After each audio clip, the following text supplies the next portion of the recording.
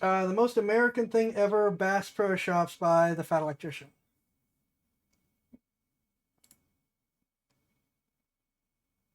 Nothing is normal. Absolutely nothing. Every time I start a video, I was like, this is a cool company. I'm sure completely normal things are happening there. Never happens, okay? Started working on a Cabela's video, found out that they're actually owned by Bass Pro Shop. Okay, I'm gonna do a Bass Pro Shop video. And now there's Indian spiritual leaders and crystal skulls and pyramids and curses involved, and I don't even know what's going on. I gotta hear that again.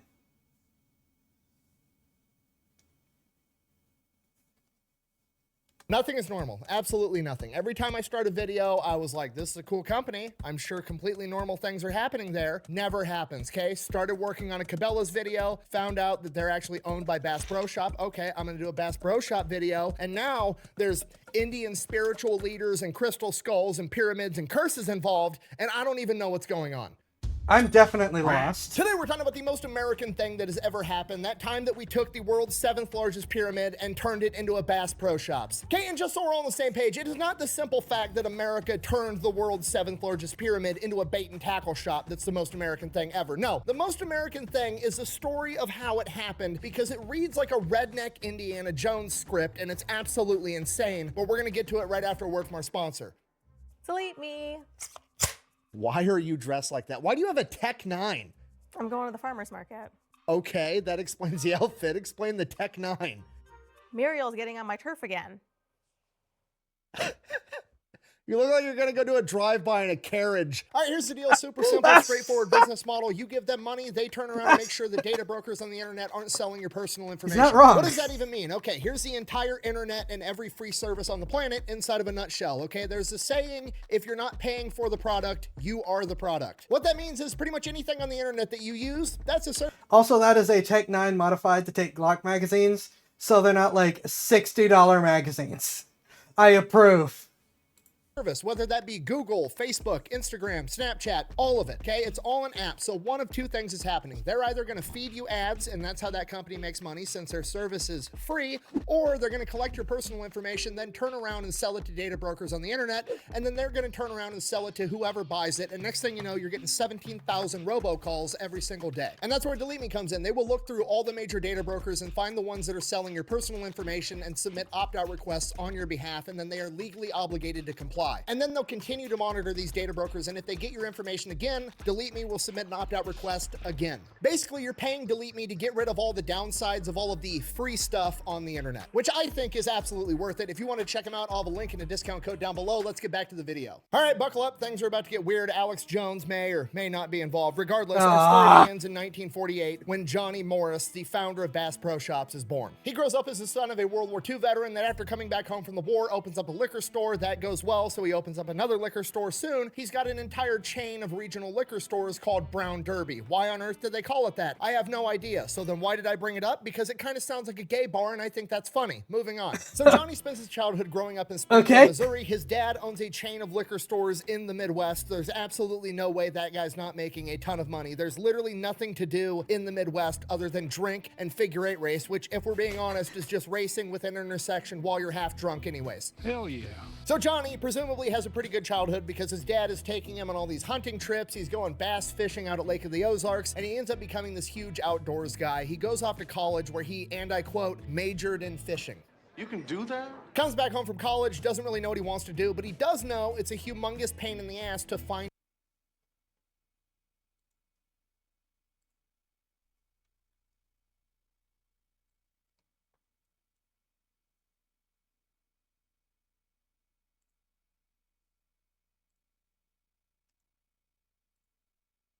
Stop that. Stop that.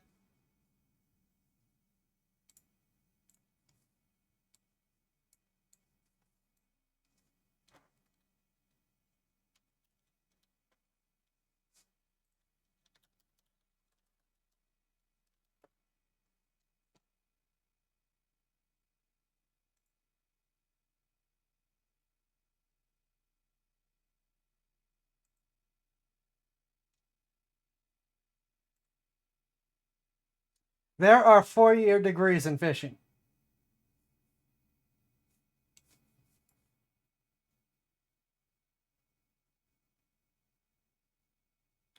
Sure. Good fishing equipment, because remember, this is like the 1970s. There is no Amazon. You can't get on the internet and buy all the fishing stuff, okay? Bass Pro Shops doesn't exist yet. You got to know a guy that knows a guy that's making lures in his basement if you want to get good fishing tackle. So Johnny, fresh home from college where he just learned the laws of supply and demand, there's a huge demand for fishing stuff and there's a very low supply of it, figures he's going to fill that gap and he's probably going to make some money doing it. So he takes out a $10,000 loan, rents a U-Haul, travels the entire United States making connections with local bait and tackle shops and buying up all of their inventory, and then brings it back to Springfield, Missouri, and starts Bass Pro Shops in the back of one of his dad's liquor stores. Now remember what I said, there is no Amazon. You can't get online and order all your fancy bass fishing equipment. You got to know a guy that knows a guy, and pretty soon Johnny Morris becomes that guy. His phone number is getting passed around the fishing community. You know a guy. I am the guy. Like wildfire. The next thing he knows, he's getting phone calls from other states all over the country, placing orders, and then he's mailing stuff to people. This goes on for about 2 years, and then after that, he realizes he has an enormous catalog of names, addresses, and phone numbers of all the big fishermen all over the United States of America. So he takes a risk. He prints out 10,000 Bass Pro Shops catalogs in 1974 and mails them to absolutely everybody with all of his products inside. This explodes into a humongous mail order business, which is basically the Amazon of its time. And It as is. he continues to grow the business, he's like, you know what? Look up Sears. Look up how Sears did their business.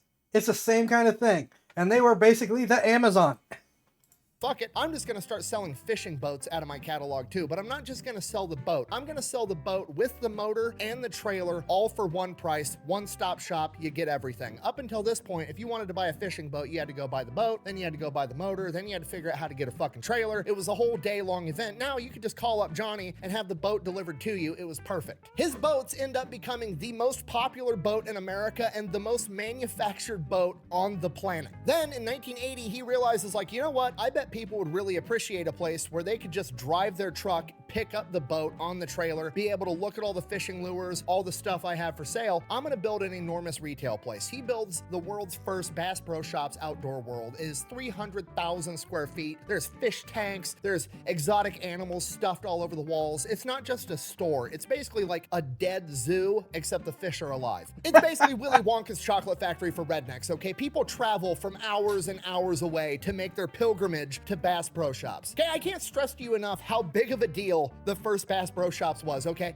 To this day, the Bass Pro Shop in Springfield, Missouri is considered the largest tourist attraction in the state of Missouri. This one singular store gets over 4 million customers a year, okay? That's like 11,000 people a day inside of this bait and tackle shop. Okay, and at this point you're like, wow, that's a lot of people. No, that's a metric fuck ton of people going to buy fishing lures, okay? Disneyland gets 40,000 people a day. You've got 25% the business volume of Disneyland, and all you're doing is selling fishing equipment. Johnny Morris is literally the Walt Disney of rednecks at this point. Buh! How come you keep saying everybody that shops at Bass Pro Shops is a redneck? Buh! Don't do the whole I'm gonna get offended over literally nothing bit, okay? Nobody cares, okay? At the end of the day, there's only two types of outdoor people, okay? There's Patagonia wearing outdoor people, and there's Bass Pro Shop outdoor people, okay? You've got outdoor people that want to save the environment, you've got outdoor people that want to eat the environment, okay? If you are the ones that want to eat the environment, sorry, you're a redneck. That's just how it goes. I think we have. One, to be fair, it's Missouri. That's true. I was thinking the same thing. I almost said it. And two, he is very correct. And also, remember that most of the outdoor people that want to save the environment still aren't outdoor people. I'm sorry, but it's true. Offended somebody out here. That ain't funny as it says. Anyways, outdoor world, outrageously successful. So when you find something that works, you keep doing it. So he opens up another one and another one. Another one. And then another one. And next thing you know, he's got over 200 Bass Pro Shops outdoor worlds all over the country. So now at this point, Johnny Morris has built the business out wide, and the only place left to go is up and down. He vertically integrates the entire thing. So Johnny Morris figures, okay, well, who's upstream of me? I'm the middleman. I basically buy shit from a factory. I sell it in my store. I deliver it to the customer. Cool. I'm going to go backwards and I'm going to start buying all the factories that make the shit in my stores. He buys out the boat company that makes all these boats, which to this day is still the most popular boat in America and the company that makes the most boats in the world. He buys the company that manufactures the four-wheelers that he sells in his stores. He buys up anything and everything that he can, and then he makes that the Bass Pro brand. And in doing so, his brand is now absolutely everywhere. It's on boats, it's on ATVs, it's on clothing, it's on dining room sets, it's on fishing equipment. It's absolutely everywhere, to the point that everybody... How is fishing equipment not the first thing on that list?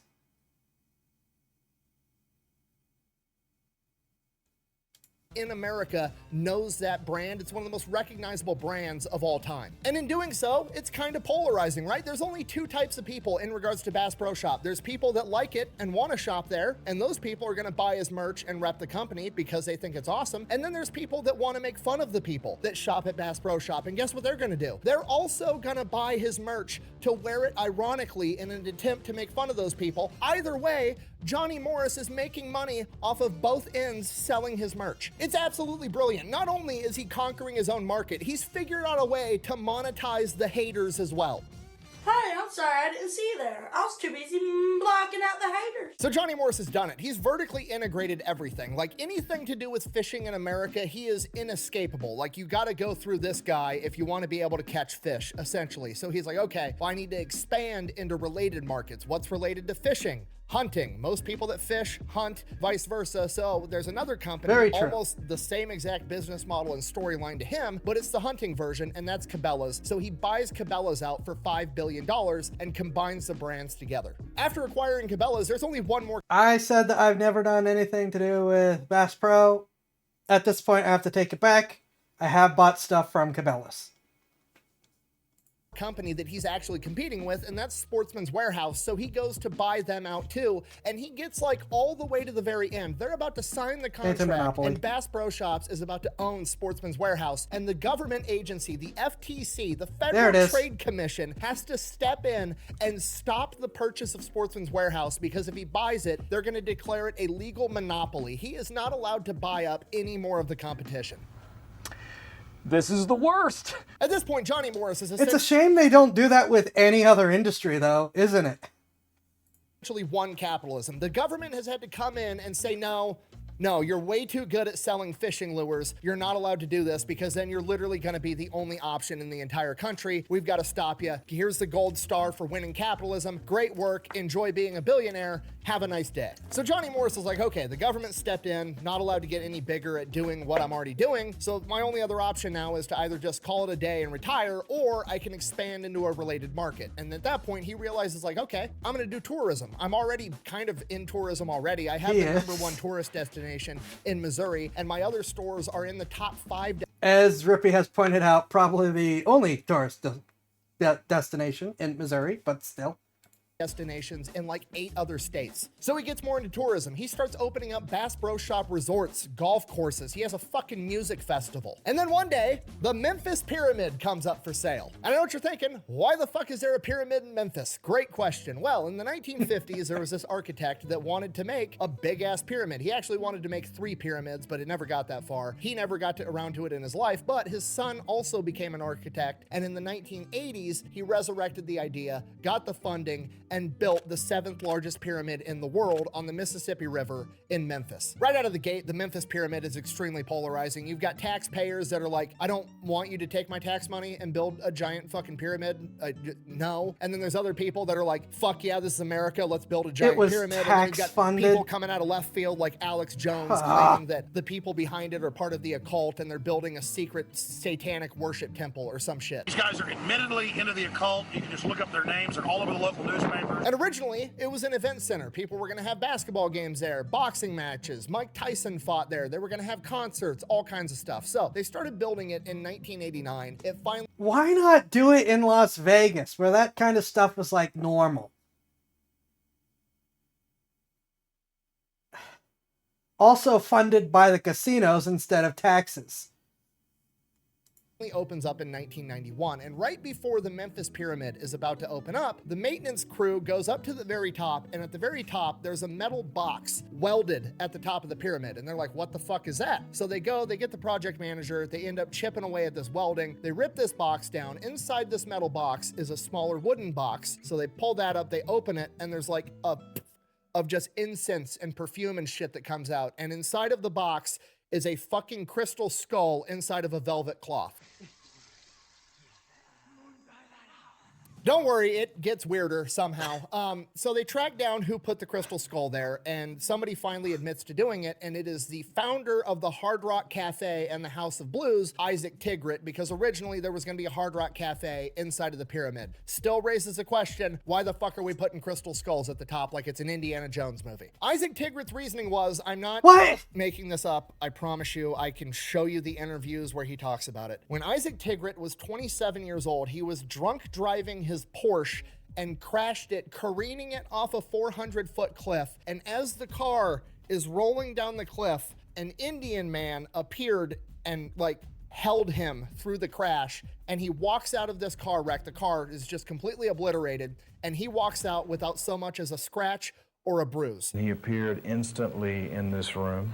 He picked me up and put me on a bed. He pulled my tongue out. I'm watching this from above. He places his hand on my chest and pushes on my chest, and the spirit went right back into my body. A couple years later, he's in a bookstore and he sees the Indian man that held him through this car crash on the back of a book and finds out that it's his Indian spiritual leader named Sai Baba. So he goes to India multiple times, ends up giving this guy millions and millions of dollars. I'm gonna be honest, when he was saying Indian, I thought he was using like the incorrect Indian term. I don't know what to think at this point. And becomes best buddies with this Indian spiritual leader, Sai Baba. And when Sai Baba finds out that they're building a massive pyramid in Memphis and they're putting a Hard Rock Cafe on the top, Sai Baba gives Isaac this crystal skull and gives him instructions on how to mount it at the very top because it's gonna please the cosmos or put out good vibes or some shit. So that's what Isaac Tigrit does. Then fast forward, the maintenance guys find it, they take it down, they track Isaac Tigrit down, and Isaac Tigrit is like, you need to put it back up there or you're gonna disrupt the cosmos. At which point they're like, no, that's fucking weird. We're not doing that. Alex Jones is already breathing down our neck saying that we're some satanic cult. That turn the friggin' frogs gay. No, we're not mounting crystal skulls at the top of the That fucking clip pyramid. will live so then forever. people find out about this. People start saying that now the pyramid is cursed, and it's starting to look like it's true because the first night it opens up for a concert, the sewage backs up and ruins the entire event. From here, it's just bad thing after bad thing after bad thing happening. One of the maintenance crew guys plummets to his death. People keep falling down the staircases because the stairs are too steep because they built a concert venue inside of a fucking pyramid. The seats are uncomfy because they made them too small, trying to cram as many people into this auditorium as possible. Again, because it's a pyramid, which is not a great shape to have a concert venue to begin with. Eventually, a bunch of musicians refused. There is a good reason why humans are notorious for making boxes. We just make everything a box. There's a very good reason for that. And yes, I'm starting to be inclined to agree that the skull should have just been left where it was. To even play that venue because apparently the acoustics inside of a pyramid aren't that great. The entire venue just becomes synonymous with not having a good time. It's a huge waste of taxpayer money. Memphis is actually losing money every single month keeping this place open, and the people in Memphis start referring to it as the Tomb of Doom. So by 2007, the entire venue is just shut down. Nobody wants to go there anymore, and now there's just a big, empty, haunted pyramid on the Mississippi River in Memphis, Tennessee. Cue That is Johnny a sentence. Morris, the guy expanding his hospitality and resort business, and he's like, you know what? I could put a Bass Pro Shop in that motherfucker. It'd be awesome. At face value, it's funny. Why wouldn't you go to a giant pyramid to buy a fishing lure? Supposedly there's a skull mounted in every Hard Rock. I mean, it is one of the most successful cafe franchises in the world. Maybe that has something to do with it. That's hilarious. But we're also going to call it the Redneck Mecca. Why is that funny? Well, because Mecca is the holiest place in the Muslim faith, and every single Muslim on the planet is obligated to go there at least once in their life if they're physically and financially capable of doing so. We're going to quietly insinuate that every redneck in North America has a religious obligation to make a pilgrimage to Memphis so that they can buy a fishing lure from our pyramid. Then we're going to put a 100-room resort at the bottom of it. We're going to have a bowling alley. There's going to be an indoor swamp, a shooting range. It's going to be fucking awesome. And I know what you're thinking. Why on earth would you want to put your retail business inside of a haunted pyramid? Because your customer base is rednecks. You want to know who doesn't give a shit about being haunted? Rednecks. If anything, it makes it better. You know what's more fun than being able to go to a pyramid to buy a fucking fishing lure? Being able to go to a pyramid, buy a fishing lure with the slight chance that you're going to get to shoot a ghost with a shotgun loaded with rock salt, okay? Okay, these are rowdy, fearless individuals. I will remind you of my own story, because I grew up in, well, it was more hillbilly than redneck territory, but there's a lot of crossover. And gun store in the middle of the woods, dirt road, gravel parking lot, selling genuine silver bullets. And when I asked the guy about them, and if they were for werewolves, I kid you not, he said they also are pretty good for vampires. Which is also mythologically accurate. I've told that story before. It will keep coming up. I wish I had had the money to buy them. But yeah, this is a thing. These are who Charlie Daniels was talking about, okay? If you told a story about any other demographic on the planet that started out with they made a deal with Satan, it would be a cautionary tale where this guy loses his soul. Not rednecks. Rednecks are gonna beat that motherfucker in a fiddle contest, win a golden fiddle because they can. So the pyramid being cursed, I used to be able to play that song. If anything, it's an upside. The only real downside, to be honest with you, is that, well, you're creating a tourist attraction for rednecks, and if they're staying overnight, they're probably going to get drunk and rowdy and get naked and take a cannonball into the fish tank. Man made quite a splash at a Bass Pro Shop when he swam naked. Police say he crashed his car in the parking lot, took off all of his clothes, he jumped into the water yelling cannonball. And then, of course, there's the cost. Obviously, buying the world's 7th largest pyramid that's on the river on prime real estate is going to be pretty expensive, whether it's haunted or not. So Johnny Morris doesn't really know if it's going to be a good business idea. He definitely doesn't want to lose money, so he just kind of like sets it in the hands of God and lets him make the decision. He decides, you know what? I'm just going to schedule a fishing trip on the Mississippi River right near the pyramid, and I'm going to go fishing for catfish, and if I catch a really big catfish, that's going to be my sign that I'm going to buy this pyramid. And sure enough, Johnny Morris goes on this fishing trip and catches a 34-pound fucking catfish in the shadow of the pyramid. Okay, do you understand the significance of what I've just told you? This is the most American thing that's ever happened, all right? A pyramid got built in Memphis. It's the 7th largest pyramid on the planet that people now think is haunted because some millionaire that opened up the Hard Rock Cafe was drunk driving his Porsche and had a vision that he was saved by an Indian spirit guide, so he had him place a crystal skull at the top, and then it was haunted and run out of business, and then it got brought back by some dude that became a billionaire by selling fishing lures out the ass end of a liquor store in Springfield, Missouri. So in conclusion, I guess I don't know. I don't know how I got here, to be honest with you. I guess if we could draw anything from this, pick whatever you want to do in life, even if it's something as simple as selling fish. This is how mythologies form. It really is. Good at it that you can then financially justify buying a haunted pyramid. 'Cause America, I guess. Your devil worship fails, the hillbillies, the country boy can't survive, the John Deere hat wins. You lose, we win, your little devil palace is falling down. I mean, I don't think it's falling down anymore after all that. I'm convinced that there's no U.S.-based company that does anything normal whatsoever. Coca-Cola's Confederate cocaine water, Waffle House is being used by FEMA to track natural disasters, and apparently Bass Pro Shop is an outdoor monopoly that's getting involved in investing in haunted pyramids. That is wild. And hey, with the new pyramid discovery, maybe he'll open another one. I don't know. I don't know what's happening. I'm with Nick there. I do not know or understand what is happening there. That is beyond my ability to comprehend. Though I will also say that I will also say that does follow the lines of how mythologies form in terms of sequence of events. As absolutely baffling as that is. I haven't seen the Coca-Cola one either. I say I'm going to put it up for Sunday at this point. I've got nothing. That was not what I was expecting at all. I don't know how to understand or process what that was. I just know that it was. I'm actually going to have to go to a Bass Pro Shop at this point.